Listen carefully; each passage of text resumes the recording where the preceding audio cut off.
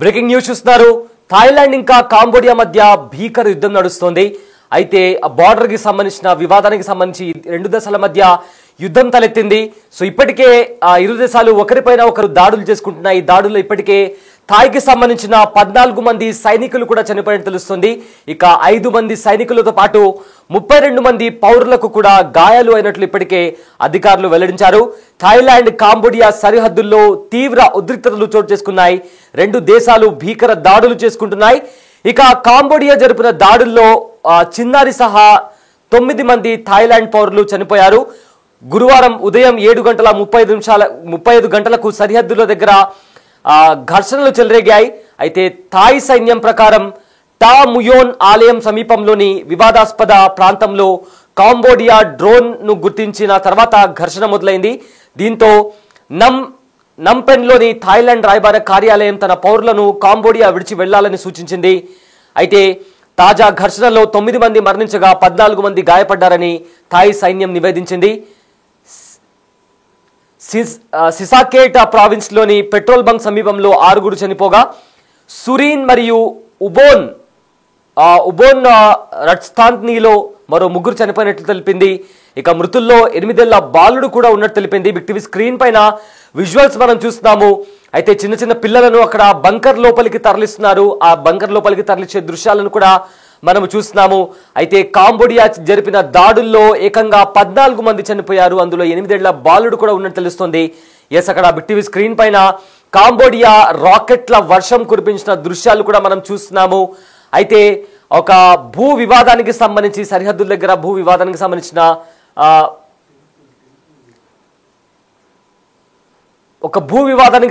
ముఖ్యంగా ఒక ఆలయానికి సంబంధించిన భూ వివాదానికి గురించి ఈ బార్డర్ దగ్గర వివాదం చెలరేగినట్టు ఇప్పటికే తెలుస్తుంది.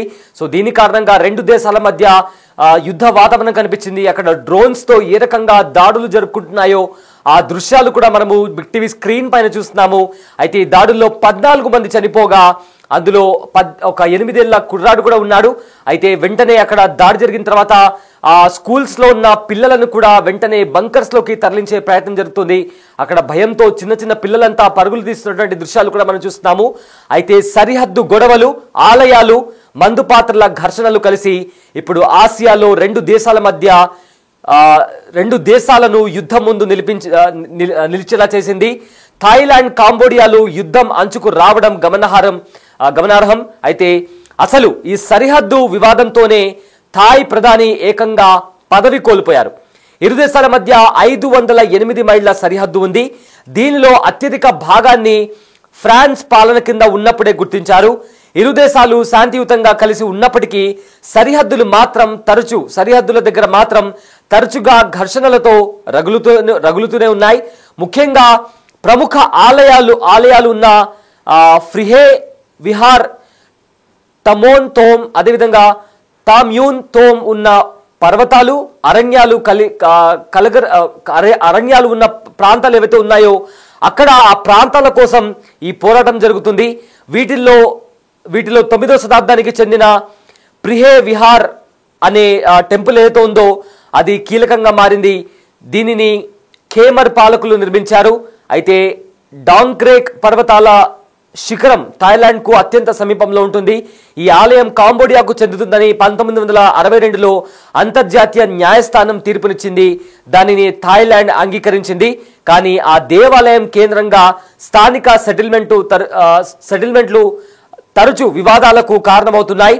అయితే కాంబోడియా విజ్ఞప్తి మేరకు 2008లో ఈ ఆలయాన్ని యునెస్కో ప్రపంచ వారసత్వ సంపదగా గుర్తించింది. దీనిని థాయిలాండ్ తీవ్రంగా వ్యతిరేకించింది. కాంబోడియా నాడు చూపిన మ్యాప్లో 4.6 చదరపు మైళ్లను ఆక్రమించుకున్నట్లు ఆరోపించింది. వాస్తవానికి ఇక్కడ సరిహద్దుల నిర్ధారణ అసలుకి ఇంతవరకు కూడా జరగలేదు. ఇది 2008 నుంచి 2011 మధ్య పలుసార్లు ఘర్షణలకు దారితీసింది. ఇక 2011లో దాదాపు డజన్ మంది ప్రాణాలు కోల్పోయారు. సరిహద్దుల్లోని కాంబోడియా థాయిలాండ్ బార్డర్ దగ్గర వేలాది మంది ఇళ్లను వదిలి పారిపోయారు. ఇక కొన్నేళ్ల ముందు ఐసీజే మరో తీర్పు ఇవ్వడంతో ఆ తీర్పు కాస్త అగ్గిరాజేసింది. థాయిలాండ్ లో ఉన్న ఒక టెంపుల్, థాయిలాండ్ కాంబోడియా టెంపుల్ కి సంబంధించి ఆ పరిసరాల్లో కాంబోడియా సార్వభౌమత్వం ఉందని థాయ్ దళాలు వెంటనే అక్కడి నుంచి వెళ్లిపోవాలని కోరింది. దీనికి బ్యాంకాక్ అంగీకరించిన మ్యాప్లు మిలిటరీ గస్తీలపై వివాదం మొదలైంది.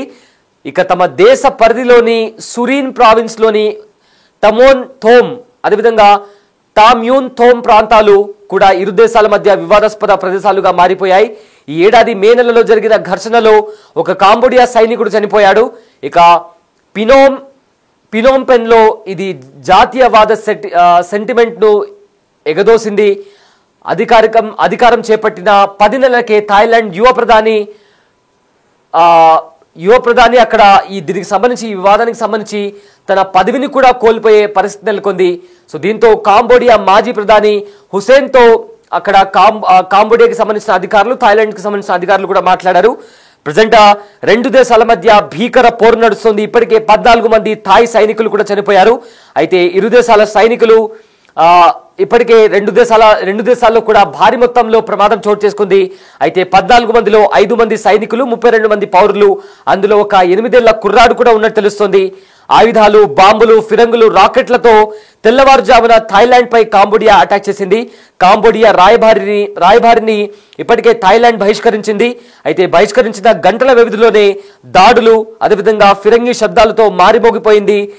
థాయిలాండ్ నగరాలన్నీ కూడా మారిమోగిపోయాయి. ఇక ఇప్పటికే థాయిలాండ్ ప్రభుత్వం స్కూళ్లకు సెలవులు ప్రకటించింది. బాంబు దాడులతో భయంతో చిన్నపిల్లలు ప్రజలంతా కూడా పరుగులు తీస్తున్నారు.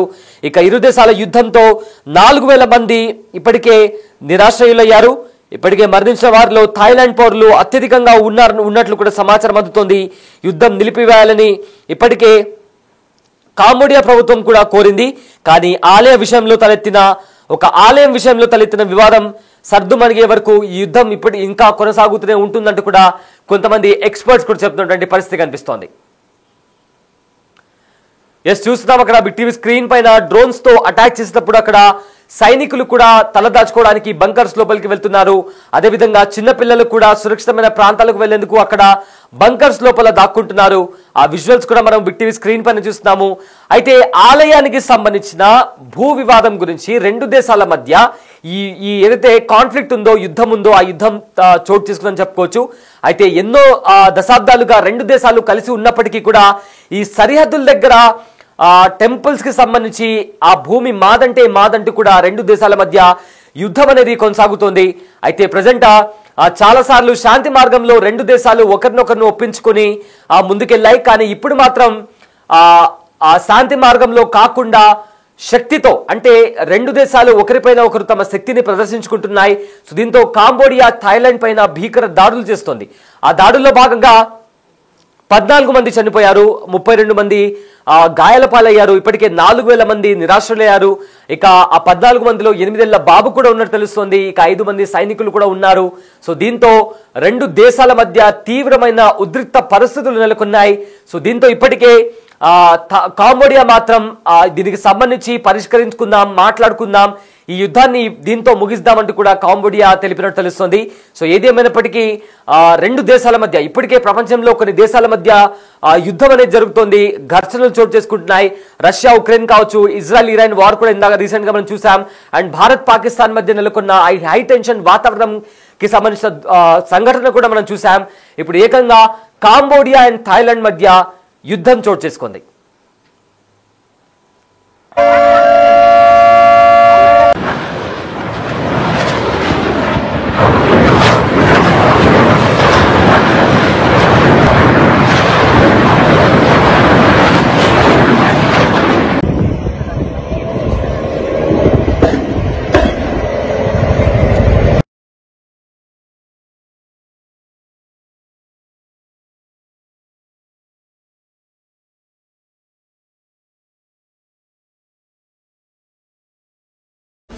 The Big Folk Night 2025 celebrating the soul of Telangana. August 23 సాయంత్రం 6 గంటల నుండి ఎల్బీ స్టేడియంలో. టికెట్స్ బుకింగ్ కోసం ఎంట్రీ వాలా యాప్ ను డౌన్లోడ్ చేసుకోండి.